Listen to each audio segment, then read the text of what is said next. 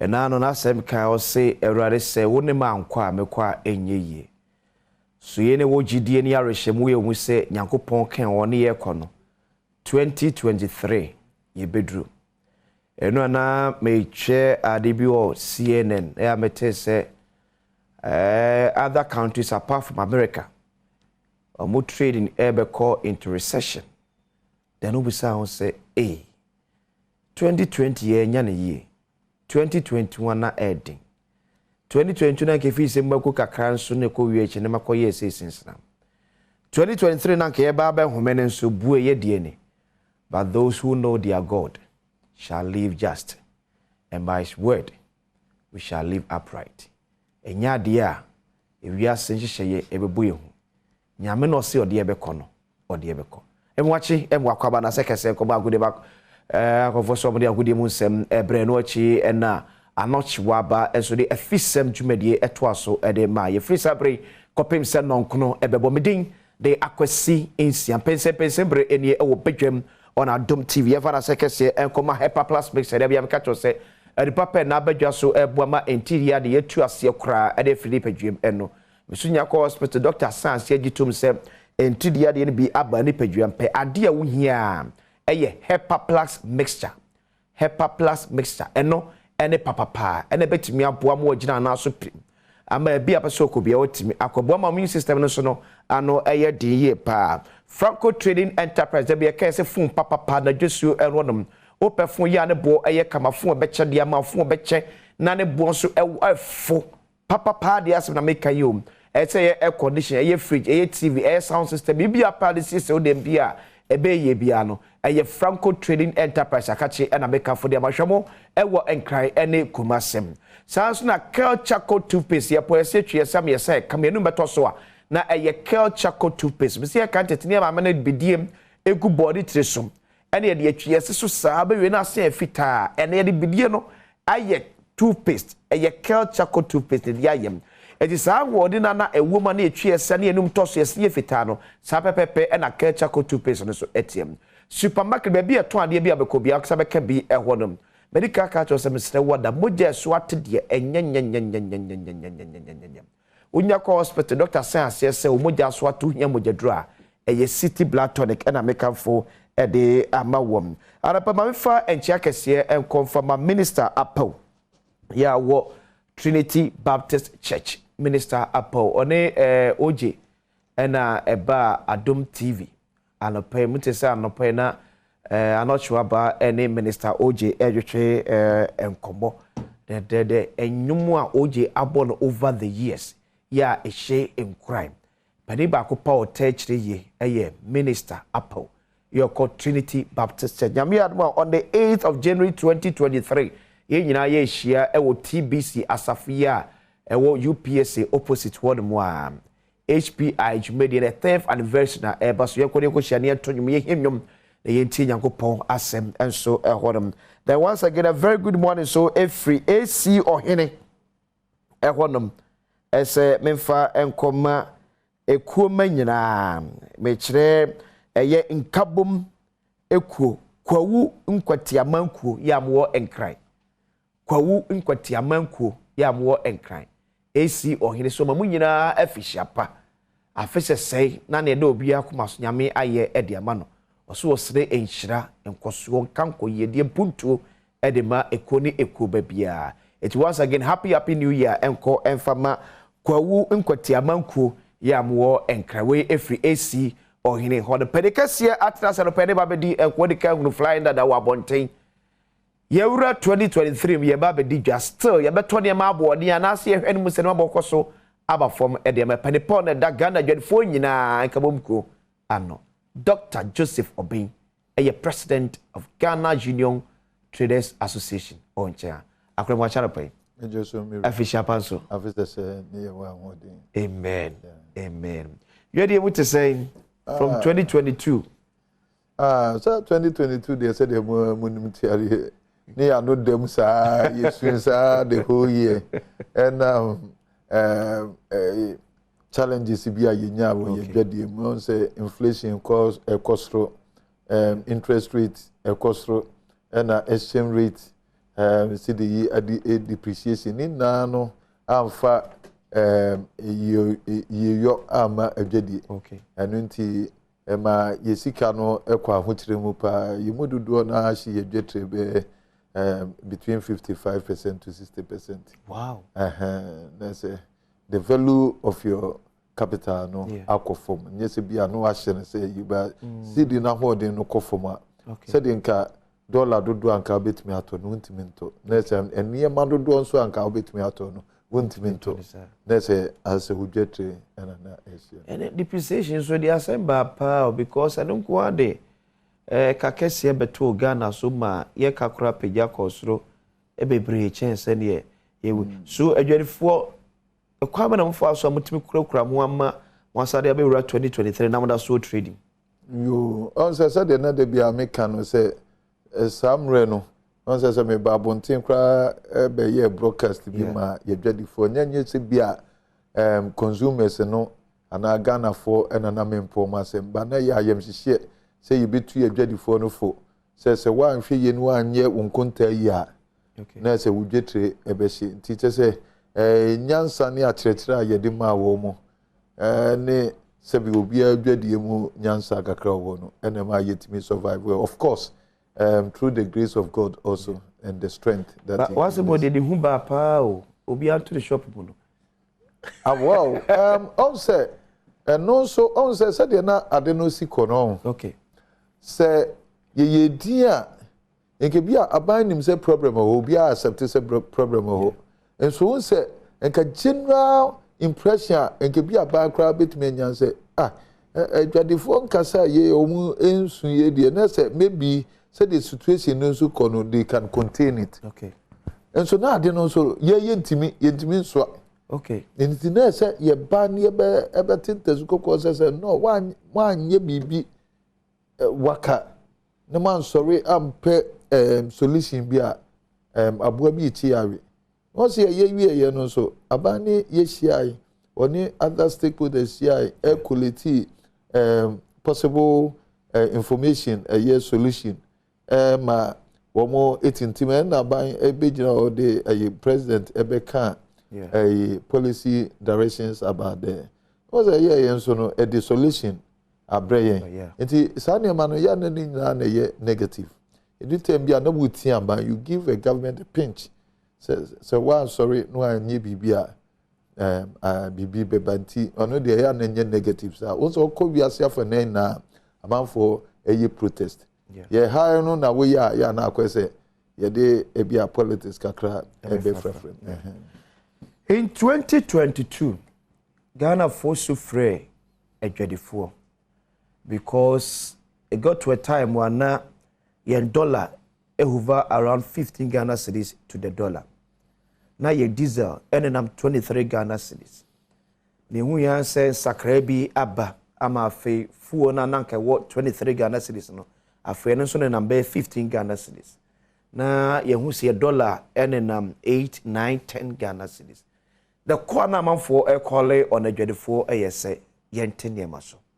As president of adwadifo Ghana, motimi aye assessment hu se mo manfo a enya samfa so de free enema eba fom no otete so ma na reflect wo niema ayeto e wo yedwama so ene mo am bedi hu adanse na mame correct nso okay enye you know Ghana for ana consumers no de di ka free yen okay entity niema so so obeka ya dollar no be do 12.5 na yeah ena midimrika as a leader of the traders no ebeka say mo na samra na do you know dollar no kosro na sidi na ho de na kofom no ye tumofo say mo antse mo wanje mo nkunta ye antotom ne mamu a mo jetre be se samra de abafom nti abafom no so mo mienhwe consumers ayenso ye no omo edidwa no cause adwade na ye di no ye ni no quantum crew ye ne ye customers no na edi se customer no ekwa ahotire mu a wontimi nton wa de because when the purchasing power na kofom enti be de watimi abeto ne na afri ho na wano na ne friend turnover no wanya na wonso adwuma atumpo enti me na me de appeal no eba ye a me gina meku anamu edistre Ghana adwadifo say yentete niema so then no say you will good faith you show good faith to the people of Ghana. Now wo marketer this will be a one person obeka nokre the market has responded to the changes. Okay. And yes, I dropped it. 40 niema so. No kure woman say na ye wo challenge. Your challenge and war pa ni say one say dollar no cost re kwa could do 15.5. Yeah. Na fe was the speculation e kokra say ade no could do 20. Eti amount for be bread wo bu dwetre na di ka say me tona e could do 20 dia na me dwetre. Eti won say dollar no e ba ya be do 80 no mo so ayi amount for meto. Yeah. Because we dis can akoto abodin wo ko first can we him bi na ade akoto so ka ya. Yeah. Eti na say yedi kan abuka am yesika na question nti dollar no kra tia ba form a e be dey wet me transfer that gain. Yeah. Nti that was the challenge. And another challenge you know so ne wo mo a no mo ye ayi retailers retailer no dey oni foreign exchange no any track bia woni dey wo import na koto niema ba no dey abre no nti ade amra niema no bo no e kosoro no import na dey abeton ama no abodin. Okay. Into one the dollar no kosoro e ba fomu e bo na ye ton ma no na eso hwe so e ton pa so what ase because we need dollar no hu direct link to the dollar. Enti gisi bia wasa wa ton asa akoto foforo. Okay. Enti sa ne mani na no enti na me ye say ye manage ana say ye measure your expectation no.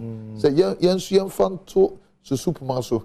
Okay. Na ye enkoye say ye nso amadwadifo nso ho akyerem too much nti ye can say ye striking reasonable averages so bi ade no to bi abodin na to bi adentem na to bi fo yakra na bi na wo stock nti strike balance bi na yentimi transfer gains ni bi to the consuming because then am make business sense time aban ko for this benchmark value e buy na ke ye hwe no se be ma enema bo akofom. Yeah. And consider na abai according to government officials. Because now keshe say benchmark value no betimi amanema bo akofom kakrapa ba ko wiech no so.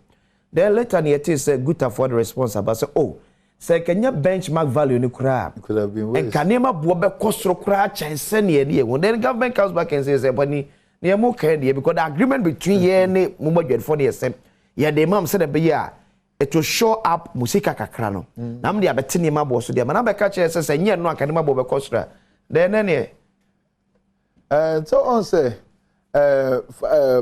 factors of costing no a very shipping lines free charges abitua any exchange rate in some way you can na no a major component of costing. Okay. And it's a be a one aspect to be a conforma one fan on quano yesu sudiano. Okay. And na near case sa no abeka one a boy a lot but and also no enter say a near mano enco from a bra other factors and also a costro. And into the case it could have been worse and a back costro cra but we were able to contain the changes ahead of the situation. Okay. Na once one more kind of answer, one more minimum day, I will judge you no. Any AGI4, any even a buying and penny for one more day near my twins and near no. Woman who said that's not the true picture.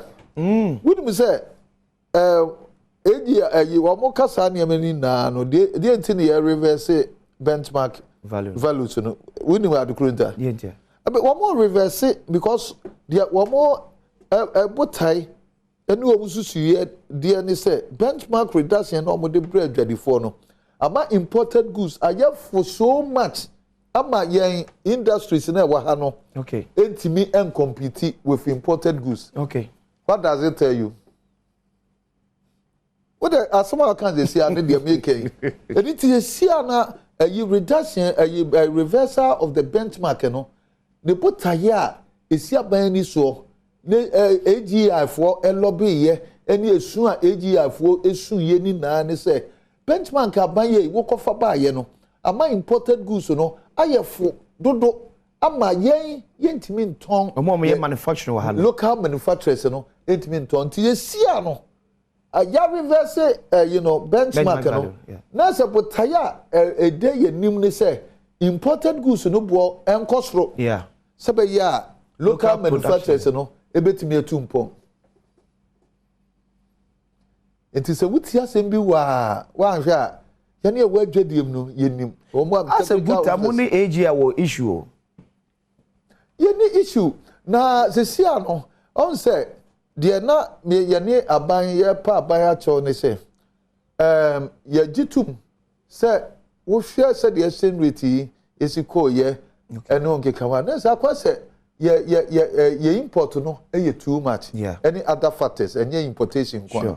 Say you can say foreign direct investors repatriation of their monies in other corruptible practices no in Emma exchange rate in here but we feel important so was so until now the way to go ni say you bear hands local productivity and then we go with government we go with AGI say no and why not we have to give them the support and see say one more so by virtue of the reversal of the benchmark no ebetimi amoma djuma na tumpon amianya ya enhance product yetimi produce within ama yetimi patronize ya self sufficient one three for sempa kodo and nti ya bo abanchi dom on that aspect but the yes rabani say eniema ya kwa manane kofa no the yehwehwe no Ghana ha ye benya no ye import requirement no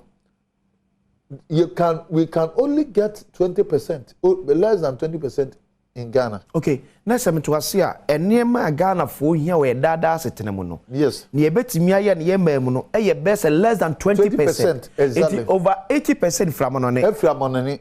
Eninti se na se de ya na enu ya ye emprempre ya de. Exactly se sie because you share enema de bia ye kwa mana no koto na. Okay. Wo de yen show dem ya. Yen show dem apart from niema ye di wood ya ye ni won keka. Niema we ha na se electronics light ni ye na no. Ya no wo de am ya ye ensusuye de. Ubo se saadi we ya ebe me na me agent mutrusa na e wo ho. Okay. Ya di free take neighbor. So na wo be hu se 80% dem ya wo de obi a wo Ghana bia mfa ni fie household things say cooking utensils ni ngika ho obohu se sa ne ma no de ye ne Ghana ha no enoso de wo ni fie kura okay eninti ni stress say ya na aban person ne ma bo no enso ekọ from kakra na eso Ghana consumers na consuming public no fi kakra no nka ye susu ye de say enke ye besese ne ma ye ne Ghana ha no ya atemize sa niema ni na nka yi a benchmark no free sa niema no so na de nka yanya ne ha ne de nka ya ma ye discount kakra ama eniema no emu aye fu kakra na ye consumers no mabre na say wo hwa afi mu a wa niema bo aye den ye su ne won keka ho na say nka so nya respect kakra ye betua eno so akọ other areas of this discussion one anti how mo price mo niema na se because the last time na empedophobi ka wo hwe won na ton fam wo man mu a time a dollar ne sha asese e cost hwim empedopho tena se ye calculation ye hu se won na kra fam wo eba no e de entumu best $9 e na atoso presumption say oh ye free say but the reality nankasana ka hwempa na o say kantumie around be say $4 to $5 but nipa ne fee say me ton wie na me ka se me kwa akoto a dollar ne be komo a chance me fee say etiesese no etunu opagem boom kwan be na mo akasa so fa so ye mo pricing with a dollar cedi rate na ye hu no se na bia ye kue nim se bibisa si na se entumu ba betia se o ampa we dey say na ekol entumu pepepe ye o se ensaka no ene yenyen yo I say wo mo forecast it I say adena aye unpredictable ye hu se diska no ebekwa akodu enti and then say me kra no se si a mato ne buo sei na beba na adena kodu 19 a so we use $19 $19 and even though it was higher side and so allowed in the but let me tell you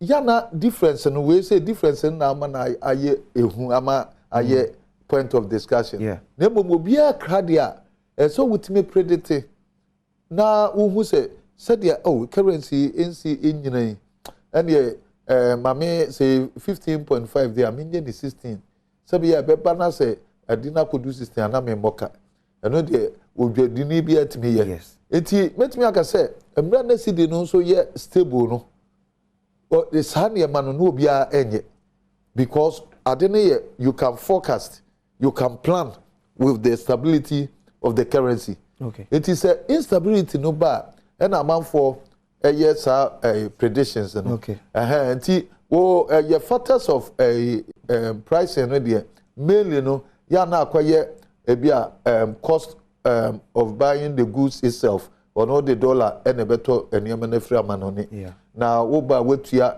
freight charges na freight charges no ba wa betua duty any VAT ni na wo port wo ni na kafu a ya ba 55%, so duty a wotua na 20% ni na kafu a ebe ye 55% of your transactional value into wo the $100,000 na koto niema na wo ba betua 55% as duty until I say over for $55,000 and the diakotua with duty VAT and other charges na port no na oba aja wodo umfaso ekakra e the account of course exchange rate no so no and one dey determine price duty payment no to say exchange rate no so osura na no so apija duty no nti saa ne mana na ye na we are with 5% be atoso for it be able 5% too. Well, competition na wo ho no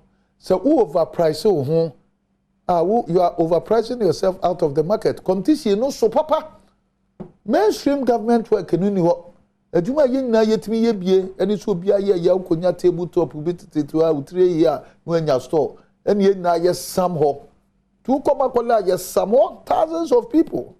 Enti untimi enkotena ho na wonka se meme de you me to me boom na we on say Ghana ha no your consumers market you need the sellers market. Okay. It's the consumer who determines the price. Wo kwa brochira your price tag no ebobo niema ho. It you need choice. Ghana ha no ye bageni ye di ade ano.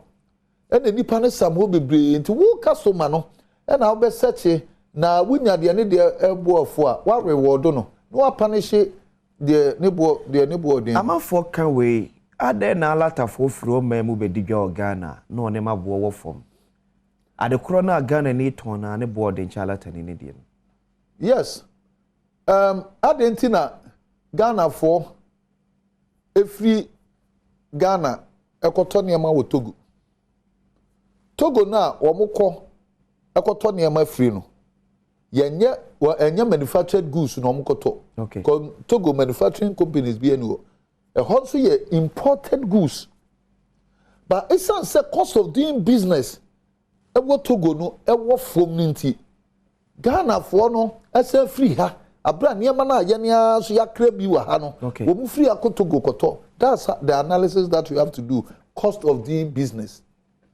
It is for no the interest wo ho no so no what Nigeria no satia. Yeah.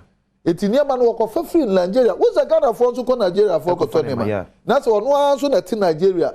And one cost of doing business no e work from tea comparatively no woman mano ebo e for saying or the ba no beton or no advantage exchange me am Ghana. Okay, enema krona ye kra Ghana ekra, Nigeria ekra, Togo ekra no. Yes. Oko Nigeria ne bo no ewo form. E chance na ye ekra wo Ghana ha no.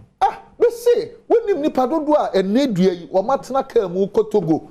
Na se de ye ma menom eni enua ma no ko Togo no. Sa na Togo fo beto ne ma wa. Ene mu nyina mo ko Nigeria ne Togo nko famre. Na me ka se wo be ko enu akofa ba no no wo ti ho no.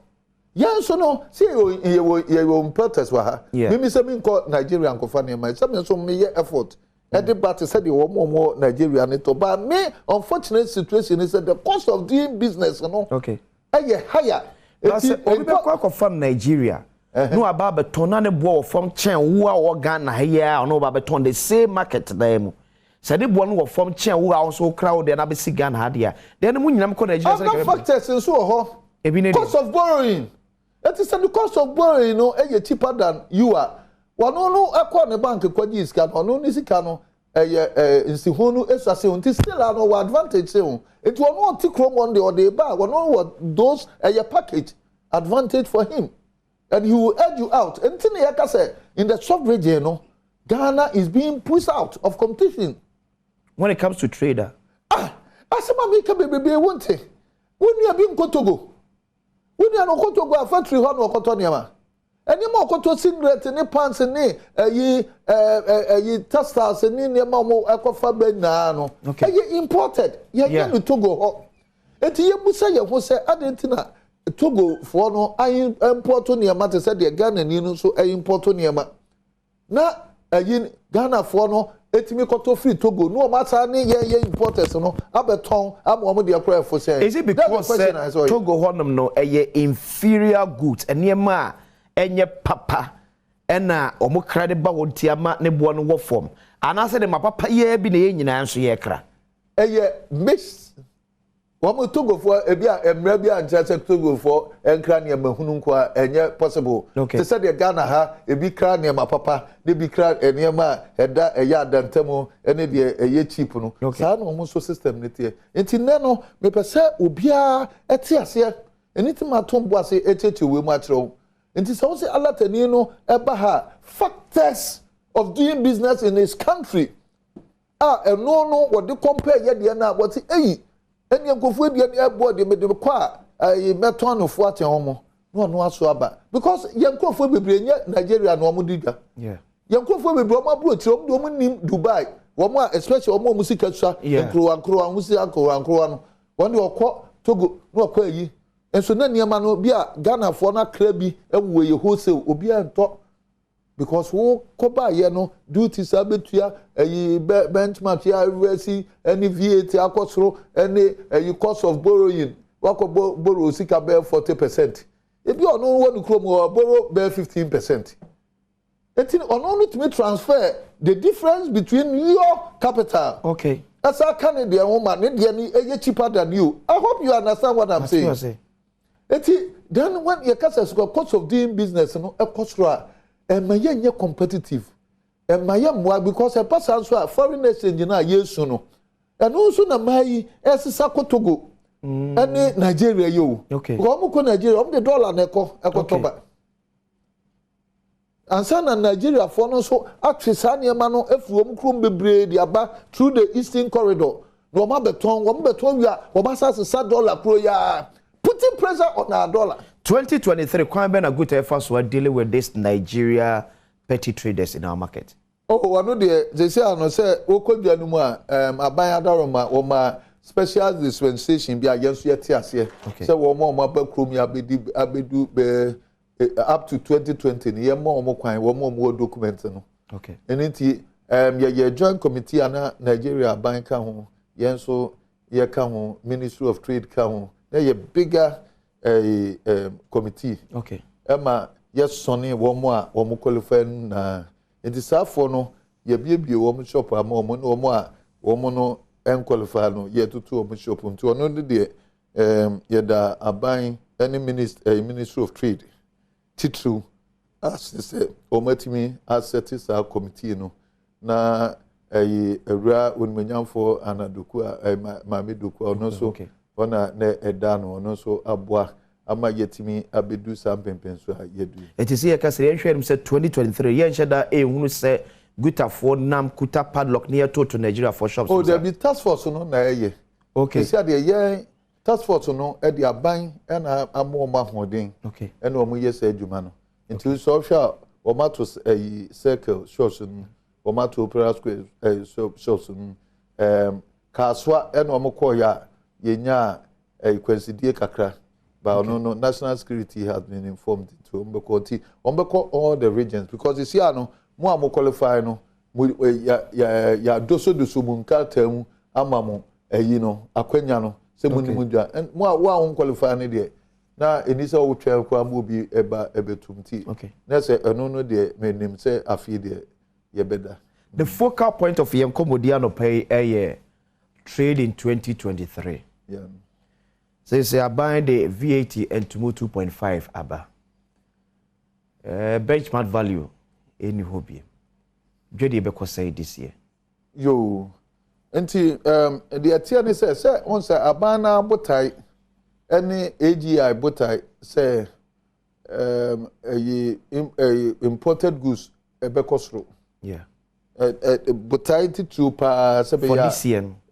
Yeah, for the reversal of the benchmark, you know, that's the argument around it. Okay. Say ye niama ye crab and then benchmark reduction into ama you know imported goods imported goods for you know nti na say definitely sabe yanso yanya for the Christmas so omo de to no ebeto so a we will pass it on to the final consumer yanso ya de be ma nipa na obeto no na AGI any local industries no so etime tumpon na the yes say ni say wo kodwom na say bia imported goods no ebo na kosro na wahwe so obenya de yeye ne Ghana ha no fofofo a mun do so dwonu mu na mokon mu anya de yeye ne Ghana ha no fofofo a na maka tra ba say you know manufacturers no mo ma yetoto niamam no still no wo mo niama no ebo edin munye happy.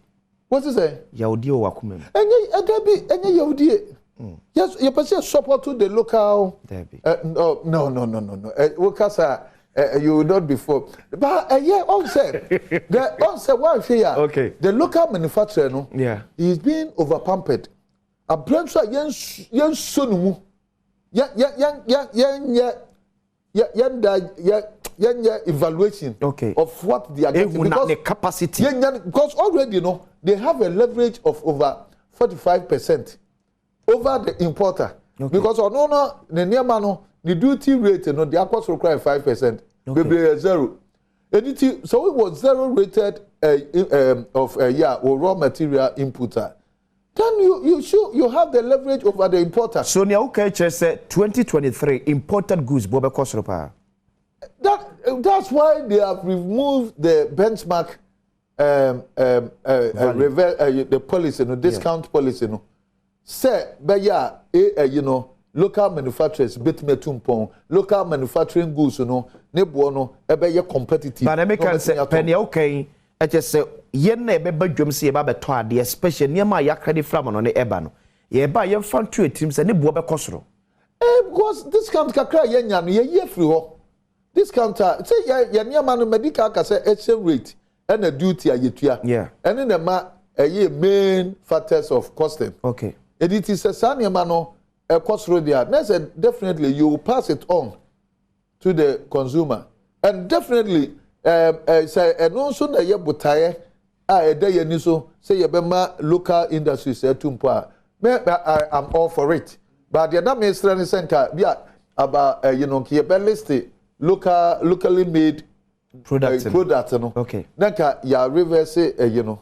Okay. Ya yi discount na fro. Nanka de ye nya wa ha ne de nanka ya maintain. But setie bia no se bia ban so person nya revenue so honma.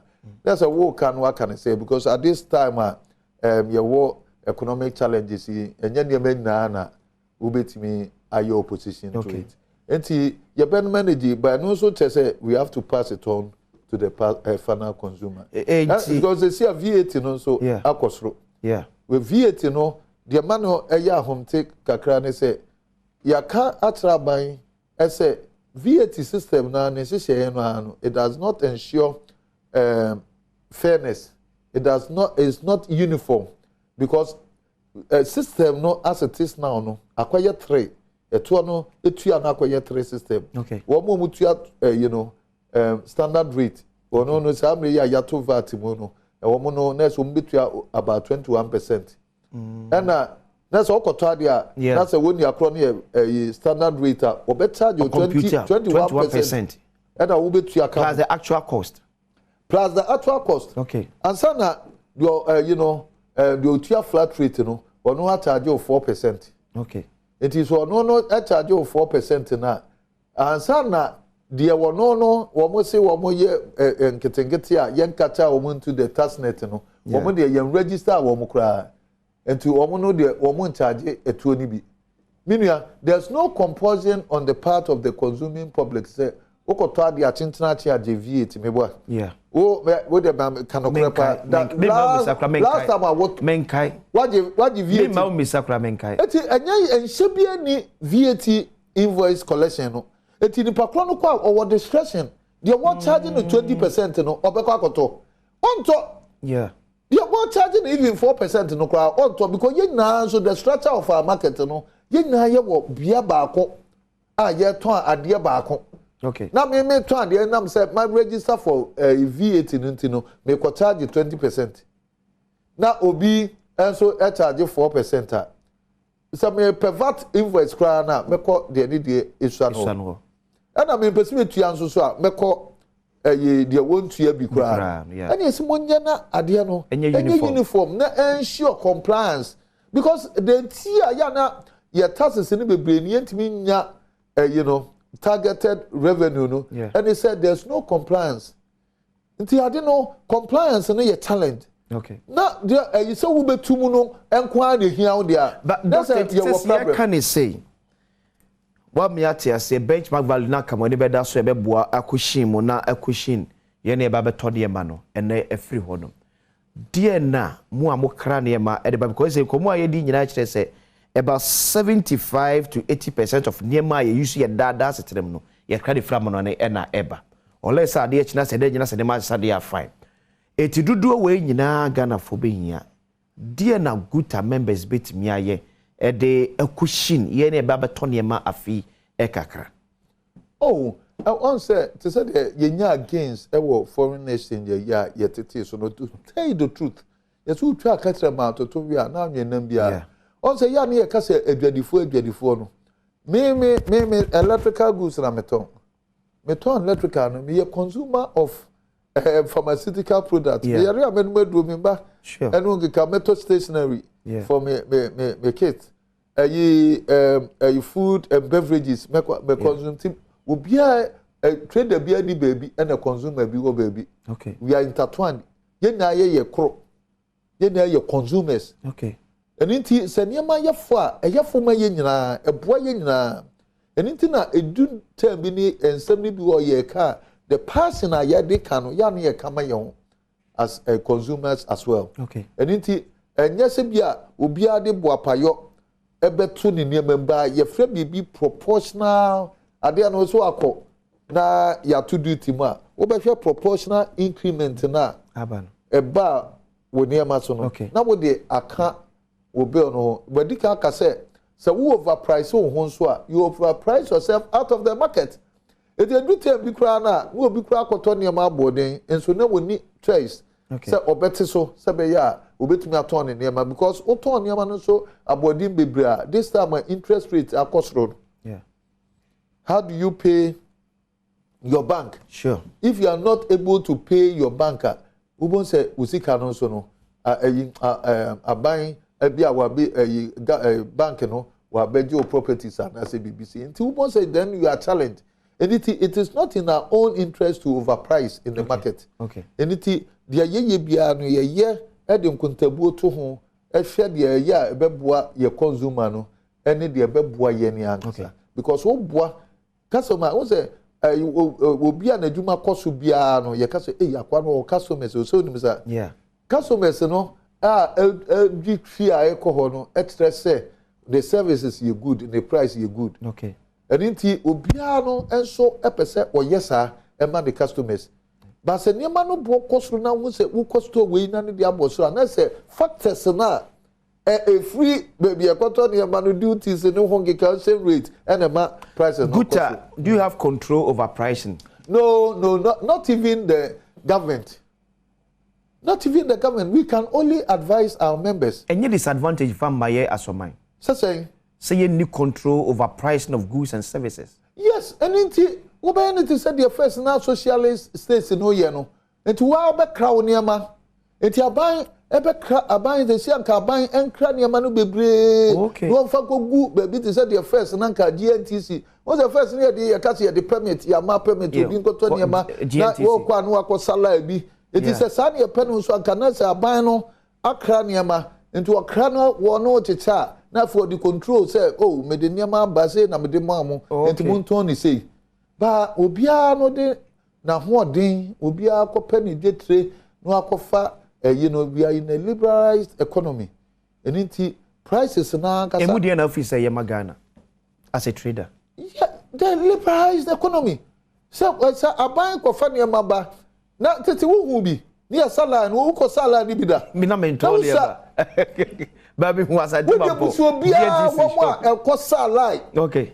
Send your man, you buy your ton control price near Cosa Life free a half of him a year near Chama. But yet to me and Quine Bissua and Koyesa GNTC a penny should be because for example, Ministry of Food and Agriculture Estatia DB December Sem Akoto Enyane Abba Eri Abba Gua Yemeto Abain Edikakra Akoshim Senebe Yane Bonibet me Abba from a courage ye who sa lie tintin because now a dorsum ewa Miami out of Abako this ejano ye bet me up a Quine Bissu because the kind of liberal trade na yen is here.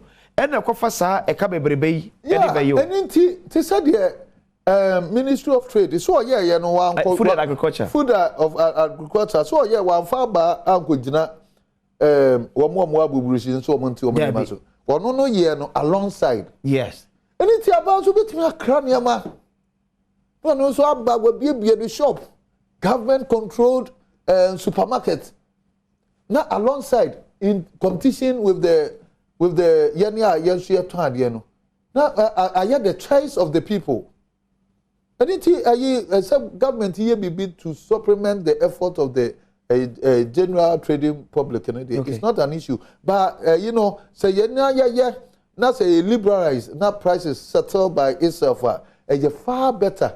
Because then, on the corruption, same be so, you can't say a bank plan kotombra, will be a walk to Sanya mana more expect to say a bear phone obi de or handsome will be a sabbat to swap yi. That's a near mana was yes, a banya cran has a dear ban who no honor better better the war. It's ye the idea we yakokra, a woman say in India for ne take if we are be bomb swakra, who why am Sician Quan, Antonio for a base customer so what choice. Okay. And tell no yet more and yet me I am some man yaman so boo. Baby, I will come baby and Yama at to say, won't pay win up a day. Ghana, one of your trading partners here, China, 8th December 2023, or more BA trade at Tum after COVID-19 best striker in 2019. A quite a good effort so I could a China near Sanko for Yari Magana. Yo, and this Obekaya also Yania, you been a catcher, say, yen to me come busa, Ministry of Health. Okay. Sir. You see a China for be a warm up. Ya really a free China ne buy you. Yeah. The free China buy you no more two warm up room. Say or more bought or more buying. And a bit too at the same way we are see for name in ha. And renting na China or the restrictions are too the crazy. And so on say na and na my for acquire so sebia a internet ne email I say your near social media you know yetimi anyone mudi dwa ne ya ship ye ne ma na shipping license ne dia ba akwansidie bia anim ye mo medu tem nso a na se wo kona ko hu abefo enema bi abebe ba foforo hu ne physically na hu suppliers ne wo engage no account ya na akwese akono no wo ho se ye betumi atukwan ne yatimi akoye first no ne ye kofe Okofe ada uhu niema new ones abebe bani na ntini na no yade a ehye nipa enkran se oh ene mintu kwan enko men so ene ye wonkofo bebre so a wo mutu kwan na wo mo air shop in the market they said your market or makola no bi ho enti wo mo ebe shop around you know physically no maboa mu ne ma no mato enti sankofo de wo ho a kyerɛ mo kakra se wo mu nya kwan entu kwan enti safo ni na apɛ so mo kɔ ɛna akwanya no abeto say on the 8 omo yi restrictions na free ho samre ya omo yi free o yi restrictions no unfortunately afa na yare no atu atese kase pa so o man China no enti na say ye sim kunwa na yebusi ho say